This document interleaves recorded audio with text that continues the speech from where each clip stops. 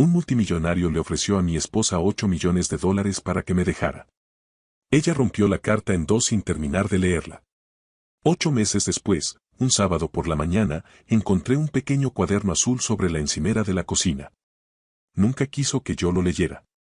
Todavía no me recupero del todo de lo que encontré dentro. Pero primero necesito contarles sobre aquella mañana. No la mañana en que llegó la oferta. La otra. Hace 3 años. Westlake Hills, Texas. 2 hombres a quienes nunca había visto subieron por mi entrada y comenzaron a fotografiar la casa que me había tomado 15 años de trabajo poder pagar. Sara estaba a mi lado, en el porche de piedra caliza. No dijo una sola palabra. Tomó mi mano y la sostuvo entre las suyas, no como se toma la mano de alguien durante una cena, sino como se sostiene algo que uno no piensa soltar jamás. Vi a unos desconocidos fotografiar mi cocina a través de la ventana. Pensé, aquí es donde se da cuenta de con quién se casó. Me equivocaba.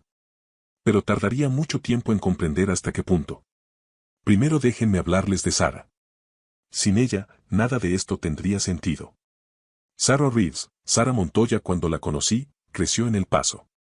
Su padre llegó desde Monterrey con 2 maletas y un título de ingeniería que Texas tardó 11 años en reconocer. Ella lo vio aceptar trabajos para los que estaba demasiado preparado, sin quejarse, sin resentimiento, hasta reconstruirlo todo desde cero. Algo de eso se le quedó grabado. Una paciencia estructural. La certeza de que las cosas toman el tiempo que toman y de que no sirve discutir con los muros de carga. Ella también se convirtió en ingeniera estructural. Firmas de Dallas y Houston llevaban años intentando reclutarla desde que cumplió 32. Pero se quedó en Austin. Se quedó conmigo. La verdadera razón, la que me confesó una vez, a las 2 de la madrugada, cuando ninguno de los dos podía dormir, fue esta. Me quedo porque tomé una decisión. Y no abandono mis decisiones. He pensado en esa frase casi todos los días desde entonces. Ahora viene la caída, ¿por qué importa? 15 años. Pasé 15 años construyendo Reeves & Cartwright Construction, 200 empleados, contratos estatales en Texas y Luisiana, una reputación que tenía peso desde Houston hasta Nashville. Mi socio, James, manejaba las finanzas.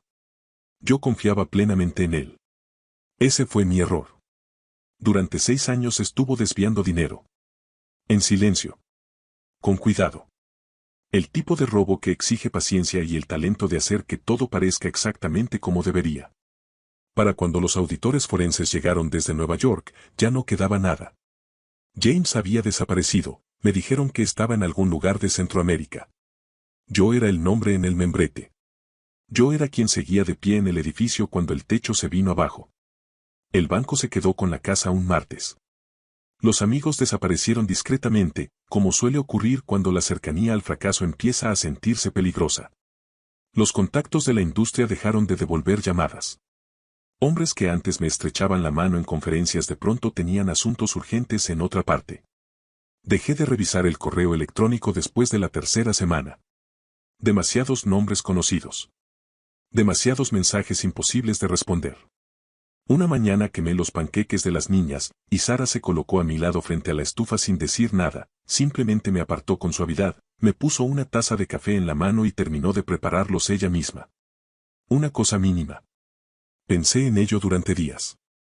Esa noche escuché a Sara en la cocina. Muy tarde. Sentada en la oscuridad. Sin moverse. Me quedé 60 segundos en el pasillo. Luego regresé a la cama y fingí que no la había oído. Eso es de lo que más me avergüenzo. No la bancarrota. No las demandas. Esos 60 segundos en el pasillo. Nos mudamos a un alquiler de 2 habitaciones en el sur de Austin. Una zona de la ciudad por la que antes pasábamos sin siquiera reducir la velocidad. Sara volvió a trabajar a tiempo completo. Yo aceptaba consultorías donde podía y tomaba trabajos que habrían humillado al hombre que alguna vez fui. Fue durante esa época cuando noté por primera vez la SUV. Negra. Estacionada justo frente al edificio. Vidrios polarizados. Me dije que pertenecía a algún vecino. Luego noté que solo aparecía cuando Sara salía hacia el trabajo. Al mediodía ya no estaba. Y regresaba a la mañana siguiente. Me convencí de que me estaba volviendo paranoico. De que el fracaso tiene una forma particular de hacerte ver amenazas en cosas ordinarias. Debí confiar en mis instintos. El paquete llegó 4 meses después del colapso. No para mí, para la oficina de Sarah, en Congress Avenue. Un mensajero privado. Sellado con una V de cera rojo oscuro. Ella lo llevó a casa y lo dejó sobre la mesa del comedor. Necesito mostrarte algo, dijo. Y necesito que mantengas la calma. No mantuve la calma. 11 páginas. Una oferta de trabajo, directora senior de proyectos para Vidal Group International, Barcelona, España. 3 millones de dólares anuales. Un ático en el distrito de l'Eixample. Un bono de contratación de 5 millones, pagaderos al momento de la reubicación. Sujetada al final había una carta escrita a mano sobre papel color crema. Marco Vidal. Conocía el nombre. Todo el mundo en el sector inmobiliario de Norteamérica conocía ese nombre. Español. Poco más de 50 años. Torres en Chicago, complejos turísticos en la Costa Brava. Lo había conocido 2 veces, una en Dallas y otra en Nueva Orleans. En ambas ocasiones noté la forma en que miraba a Sarah desde el otro lado del salón. Lo noté. Lo archivé en mi mente. Nunca volví a pensar en ello. Hasta ese momento. La carta decía que Sarah había dedicado los mejores años de su carrera al lado de un hombre cuya empresa le había fallado. Que merecía una vida acorde con quien realmente era. Nada explícito. Nada que un abogado no pudiera defender. Pero lo que me detuvo, lo que me hizo leer la frase 3 veces, fue el sobre, todavía sobre la mesa. No había escrito Sarah Reeves. Había escrito Sarah Montoya. Su apellido antes de mí. Levanté la vista hacia Sarah. Algo había cruzado por su rostro en el instante en que tomé el sobre. Algo breve. Controlado. Desapareció antes de que pudiera identificarlo. Había reconocido ese nombre en el exterior incluso antes de abrirlo. Leí la carta 2 veces.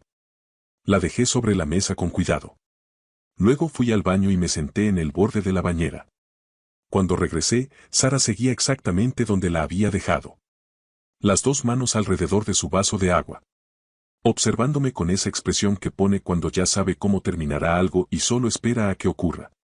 Puedes irte, dije. Lo digo en serio. No voy a ponértelo difícil. ¿Qué? Barcelona. Él. No voy a pelear contigo. Me sostuvo la mirada durante un largo momento. Como observa un plano estructural cuando encuentra una falla. Después se inclinó sobre la mesa, tomó la carta, la dobló una vez, la rompió por la mitad, volvió a romperla y dejó los pedazos entre nosotros como un veredicto que no consideraba necesario explicar. Estás haciendo eso otra vez, dijo. ¿Qué cosa? Eso de decidir lo que necesito sin preguntármelo. Dejó el vaso sobre la mesa. Soy ingeniera estructural, Daniel. Llevo 20 años calculando que se sostiene y que no. Me miró fijamente. Tú sostienes. Sarah, él te está ofreciendo una vida que nosotros no podemos. Sé perfectamente lo que está ofreciendo. Ese destello otra vez cruzó su rostro. Y también sé exactamente por qué lo hace. Por eso mismo la respuesta es no. Estuve a punto de preguntarle qué quería decir. No lo hice. Durante el año siguiente, desearía haberlo hecho.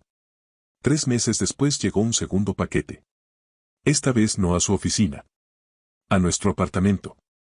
A nuestra dirección particular, no figuraba en ningún registro, no estaba publicada y nadie fuera de la familia la conocía. Él sabía dónde vivíamos. El bono de contratación había subido a 8 millones. La carta era más larga. Más personal. Mencionaba su parada habitual para tomar café los martes por la mañana en South Congress. Su ruta de entrenamiento alrededor de Lady Bird Lake. Las noches en que se quedaba trabajando hasta tarde cuando yo estaba de viaje. La había estado vigilando. La ACOD que yo había descartado como paranoia nunca fue por mí. Llamé a Mark Schwab, ex agente del FBI, en San Antonio, un hombre que sabía seguir hilos sin que nadie notara que lo sostenía. Le di fechas. Lugares. Un número de matrícula que había fotografiado una mañana sin admitir siquiera por qué lo hacía.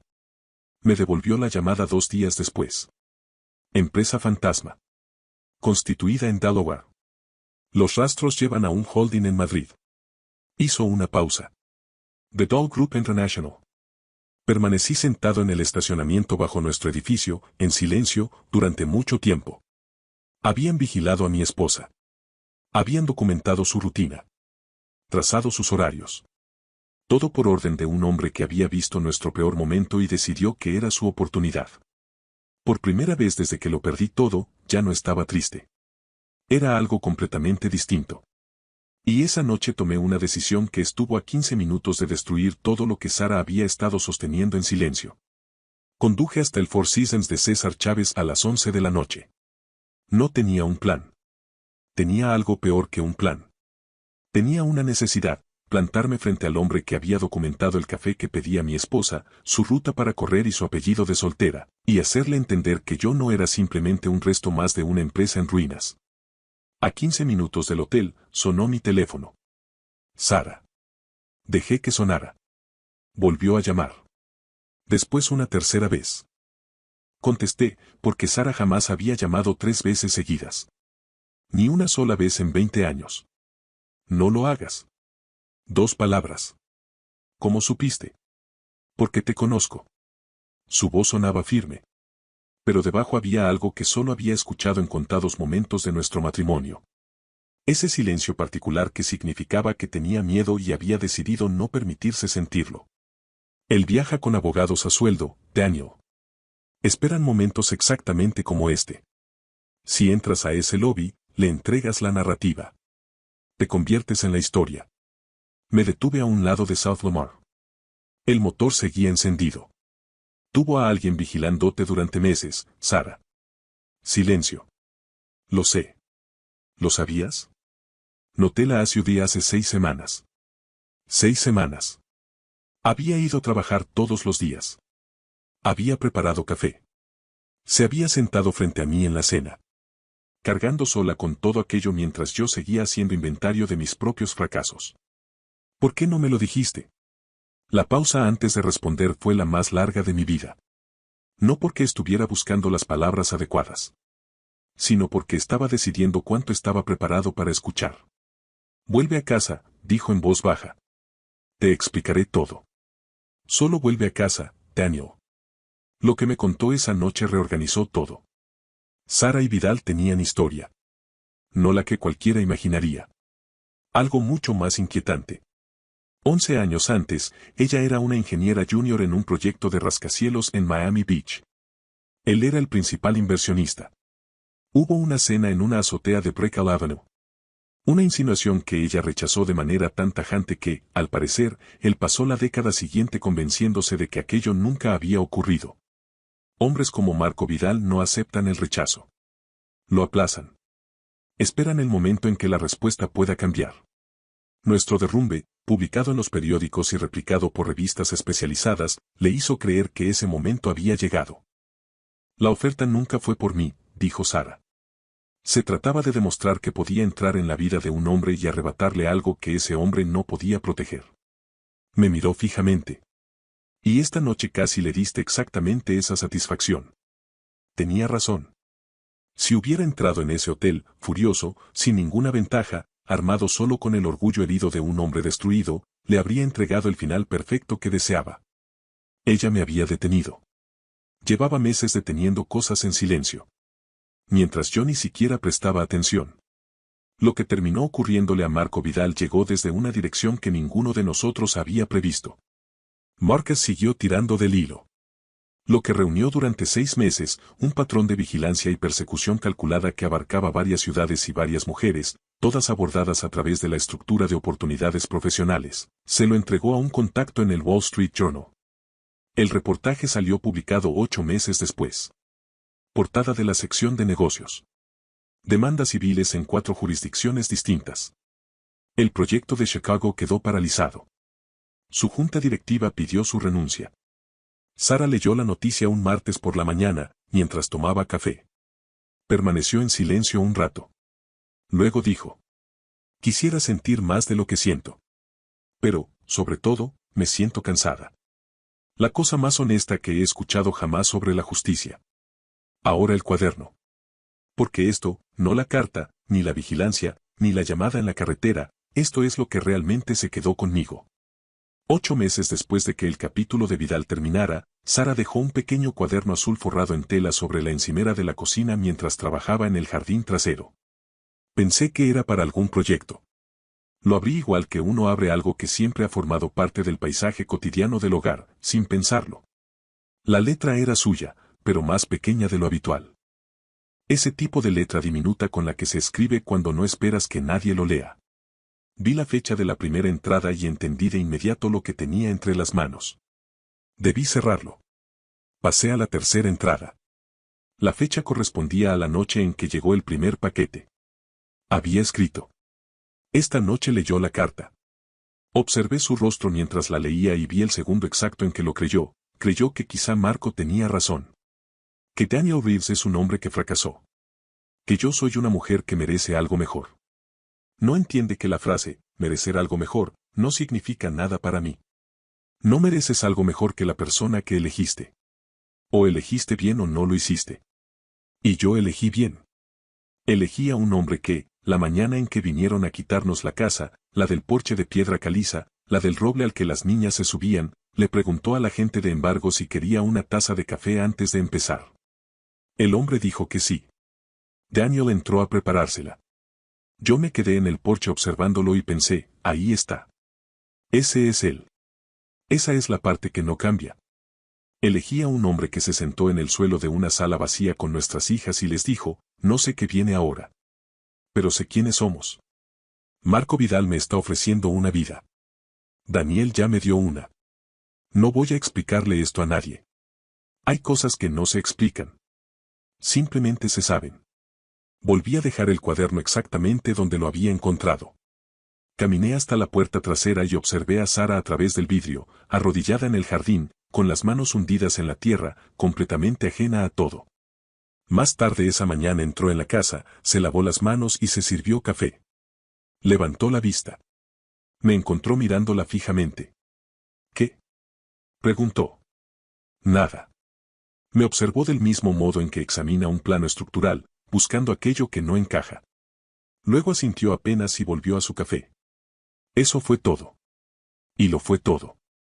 Ella me eligió mucho antes de que yo mereciera ser elegido.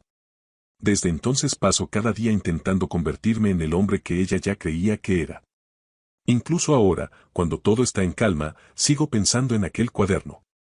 Supongo que hay verdades que no necesitan decirse en voz alta. ¿Qué parte de esta historia se quedó más contigo?